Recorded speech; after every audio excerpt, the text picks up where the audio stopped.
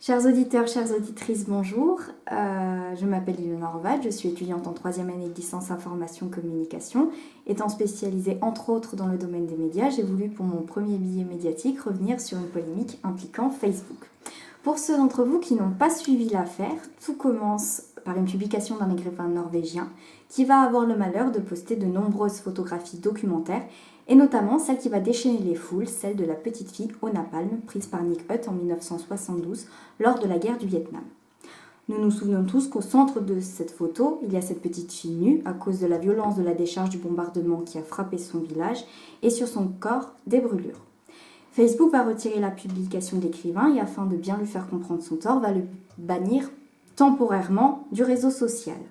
Suite à cet événement, The journal norvégien l'Aftenposten va soutenir l'intellectuel en publiant à son tour cette photographie sur sa page. Puis Madame le Premier ministre en personne, Erna Solberg, va soutenir de façon remarquable le journal, dans un premier temps verbalement, puis en republiant elle-même la photographie sur son propre compte. Ce qu'il faut vraiment comprendre ici, c'est que l'Aftenposten se bat pour la liberté de la presse des médias et leur bien fondé face à des colosses qui relaient non pas une information pertinente, mais celles qui sont susceptibles d'être partagées, pour citer l'article du Monde. Au centre du débat, la légitimité de Facebook face à l'information. Un réseau social puissant, certes, peut-il impunément censurer à sa guise. Facebook mise sa défense sur la lutte contre la pédopornographie, un danger et une dérive majeure. Ce qui dérange le réseau social ici, c'est la nudité de la petite fille. L'Amérique est puritaine. Rappelons que vous pouvez être l'homme le plus puissant du monde et un jour, comme ça, sans aucune raison, après une petite gâterie entre 2-3 réunions, vous vous retrouvez à devoir faire vos excuses publiques. Sacré bile.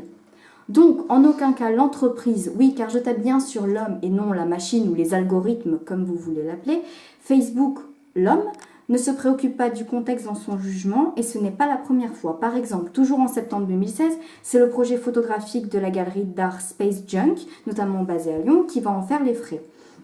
Elle organise depuis 7 ans le projet Vénus, une opération socioculturelle en faveur de la lutte contre le cancer du sein qui consiste dans la production d'une série d'une centaine de photos de bustes de femmes. Elles sont ensuite exposées dans l'agglomération et dans quelques communes de la région. Facebook a censuré cette campagne.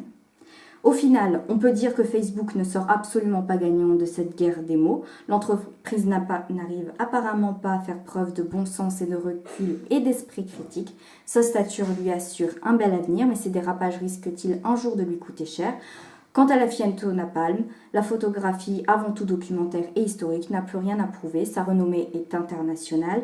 Levé au rang d'image iconique en recevant le prix Pulitzer, Nick Hutt entre ainsi dans l'histoire.